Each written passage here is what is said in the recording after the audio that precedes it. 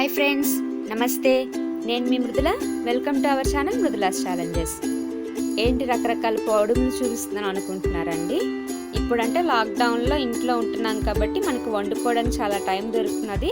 రకరకాల వంటలు అవి చేస్తున్నాం. అదే బిజీ షెడ్యూల్లో పరుగులు టైంలో గబగబా వంట చేసుకోవాలి, ఒక పక్క ఆఫీసులకు వెళ్ళిపోవాలి, పిల్లల్ని స్కూల్కి పంపించాలి. అలాంటి టైంలో మనం వంట లేటుగా చేస్తూ ఉంటే కుదరదు కదా. అదేవిధంగా ఒక్కొక్కసారి మనకి ఈ అబ్బాయి పూట వంట వండకపోతే బాగుండు అలా అనిపిస్తుంది, కానీ తినకుండా ఉండలేం కదా. అలాంటి పరిస్థితి నుంచి తప్పించుకోవడానికి ఈ రకరకాల చిన్న చిన్న పొడుములండి. ఇవన్నీ ఒకసారి కొంచెం టైం కేటాయించి చేసుకుంటే మనకి రకరకాలు చాలా ఈజీగా మన వంటలన్నీ అయిపోతాయి. ఆ పొడుములు ఎలా చేసుకోవాలో ఏమిటా అని మనం ఇప్పుడు తెలుసుకుందామండి.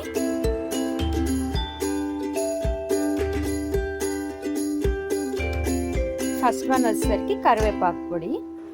దీని గురించి మనకి కరివేపాకు కొంచెం ఎక్కువ తీసుకోవాలండి, కొద్దిగా ఎక్కువ మోతాదులో కరివేపాకు తీసుకోవాలి.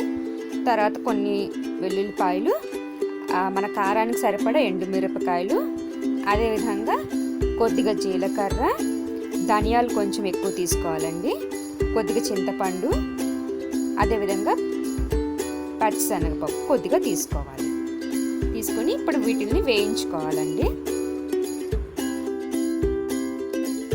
స్టవ్ వెలిగించుకొని కొద్దిగా నూనె వేసుకోండి, మరీ ఎక్కువ కాదు, కొద్దిగా నూనె వేసుకొని హై ఫ్లేమ్లోనే మన దగ్గర ఉంటే హై ఫ్లేమ్లోనే మాడిపోకుండా వేయించుకుంటే పర్వాలేదండి. ముందుగా కొన్ని ఎండుమిరపకాయలు వేయించుకోండి. ఈ విధంగా ఎర్రగా అయ్యేటట్టు వేయించుకోండి.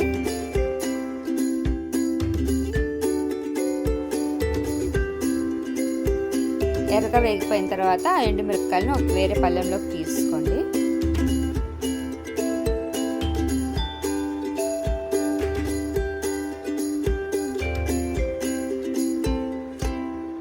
తర్వాత అదే బాండీలో పచ్చిశనగపప్పు, ధనియాలు, జీలకర్ర ఈ 3 వేసుకుని వేయించుకోండి.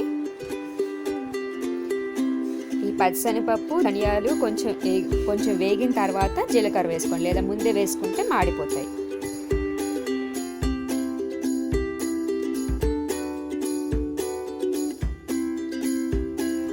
ఆ 3 బాగా వేగిపోయిన తర్వాత దీన్ని కూడా అదే పళ్ళెంలోకి తీసుకోండి.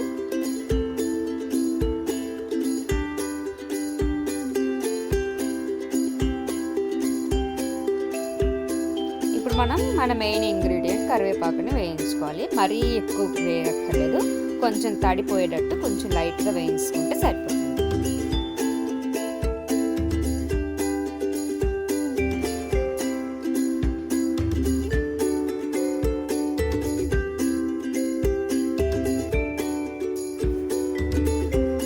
ఈ విధంగా కొంచెం లైట్గా కరివేపాకును కూడా వేయించుకున్న తర్వాత, తడిగిపోయినట్టు వేయించుకున్న తర్వాత దీన్ని కూడా అదే ప్లేట్లోకి తీసుకోండి.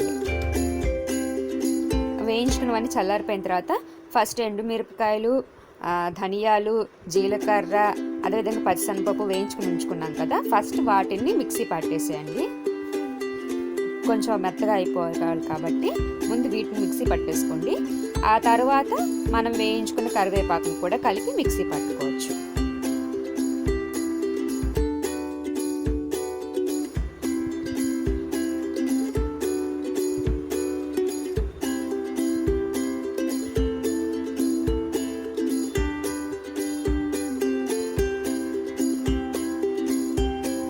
ఇప్పుడు దీంట్లోనే మనం ఉంచుకున్న పచ్చివెల్లుల్లిపాయలు, చింతపండు ఈ 3 వేసుకుని, అదేవిధంగా కొద్దిగా ఉప్పు కూడా దీనికి సరిపడినంత ఉప్పు వేసుకుని మిక్సీ పట్టేసుకోవాలి.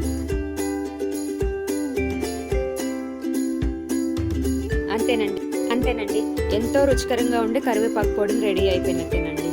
ఈ కరివేపాకు వల్ల మనకి చాలా యూజెస్ ఉన్నాయని తెలుసు కదా. హెయిర్ గ్రోత్కి వాటికి కూడా ఉపయోగపడుతుంది. కాబట్టి డైరెక్ట్గా ఎక్కువ కరివేపాకు తినలేము కాబట్టి ఇలా కరివేపాకు పొడిని చేసుకున్నాం అనుకోండి, ఇది మనం ఇడ్లీలోకి కావాలని ఇడ్లీలోకి కూడా తినచ్చు. ఉత్తి అన్నంలోకి మనం ఎప్పుడైనా కూర చేసుకోకపోయినా చక్కగా ఎంతో టేస్టీగా ఉంటుంది. మన నెక్స్ట్ పొడి వచ్చేసరికి మెంతి పొడి అండి. దీని గురించి కూడా మెంతులు మరీ అది చూస్తున్నారు కదా, కొద్దిగా మరీ ఎక్కువ తీసుకోకూడదు. మెంతి పొడి అన్నాం కదా అని మరీ ఎక్కువ తీసుకోకూడదు. కొద్దిగా మెంతి పొడి, జీలకర్ర, ధనియాలు మాత్రం ఎక్కువ తీసుకోండి. దానికి సరిపడా ఎండుమిరపకాయలు, కొద్దిగా పచ్చిశనగపప్పు, ఇంగువ కావాలి. అదేవిధంగా ఫస్ట్ ముందు బాండీ పెట్టుకుని కొద్దిగా నూనె వేసుకుని ఫస్ట్ ఎండుమిరపకాయలు వేయించుకోండి. ఫస్ట్ మనం చెప్పిన పొడంలాగే ఎండుమిరపకాయలు వేసుకుని బాగా వేయించుకోండి.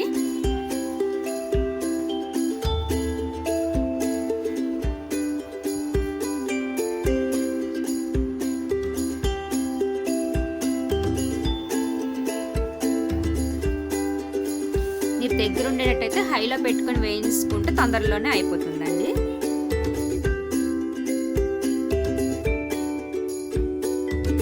అంతేనండి. ఎండుమిరపకాయలు బాగా వేగిపోయిన తర్వాత తీసుకుని వేరే ప్లేట్లోకి అదే బాండీలో కొద్దిగా పచ్చిశనగపప్పు వేసుకుని ఫస్ట్ వేయించుకోండి 1 నిమిషం.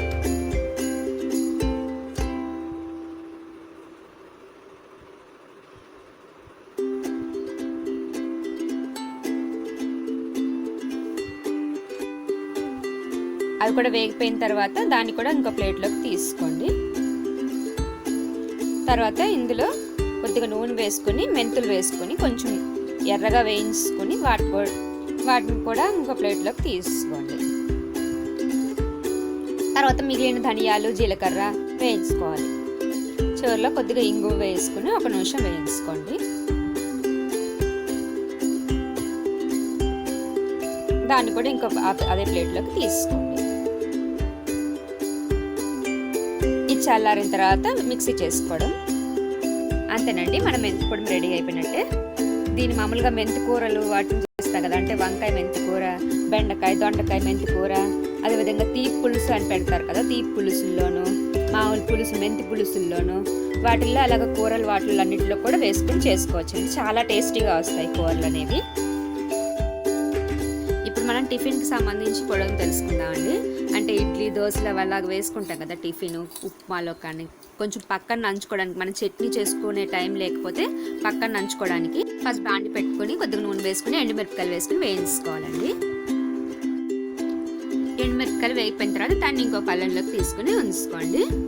ఈ పొడి ఏంటంటే మనం ఇడ్లీ, దోశలు ఏదైనా సరే టిఫిన్కి సంబంధించి ఈ పొడి కనుక చేసుకుంటే కనుక మనకి తినడానికి చాలా టేస్ట్గా ఉంటుంది. అదేవిధంగా తర్వాత మినపగుళ్ళు వేసుకుని వేయించుకోవాలి.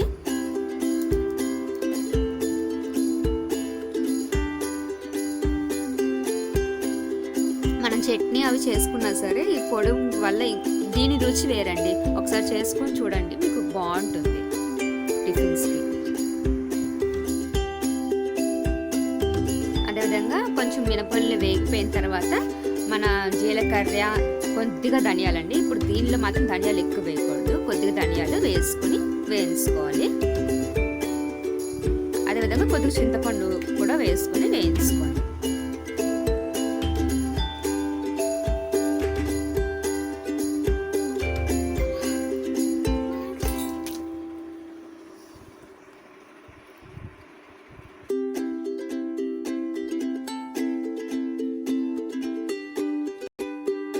అదేవిధంగా అవన్నీ వేగిపోయిన తర్వాత కొద్ది కరివేపాకు వేసుకొని 1 నిమిషం వేయించుకోండి. తర్వాత మన వెల్లుల్లిపాయలు ఉంటాయి కదా, పచ్చి వెల్లుల్లిపాయలు, జస్ట్ 1 నిమిషం, ఒక 1/2 నిమిషం ఇలా వేయించుకొని పక్కన పెట్టేసుకోండి. చల్లారిన తర్వాత మనం పొడిని తిప్పేసుకొని ఉంచుకోవడమే. ఎప్పుడైనా గప్పుకొని టిఫిన్స్లోకి వాటిల్లోకి పక్కన కొంచెం దానిలో కొద్దిగా నెయ్యి వేసుకుని కనుక నంచుకుంటే కనుక చాలా టేస్టీగా ఉంటాయండి. మంటి దీనికి సరిపడంత ఉప్పు వేసుకుని ఇది చల్లారిన తర్వాత మిక్సీ పట్టేసుకోండి.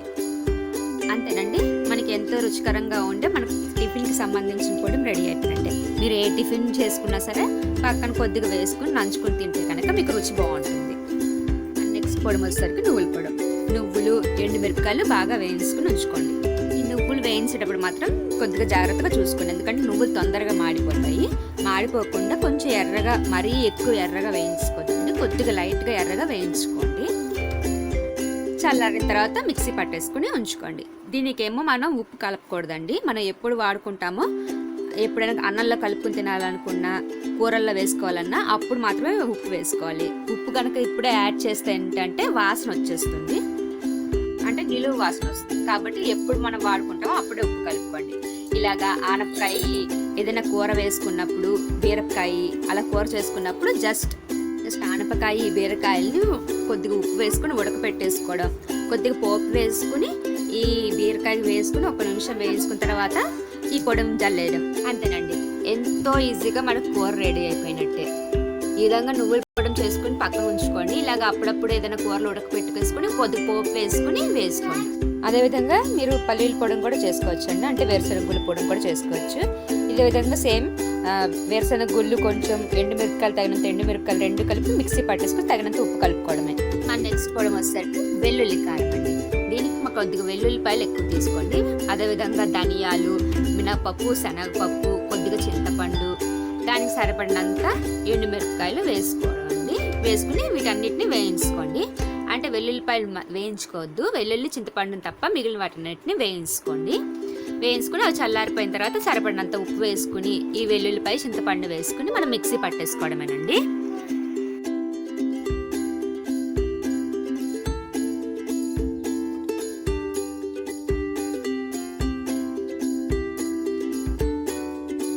అంతేనండి, మన వెల్లుల్లి కారం కూడా రెడీ అయిపోయినట్లే.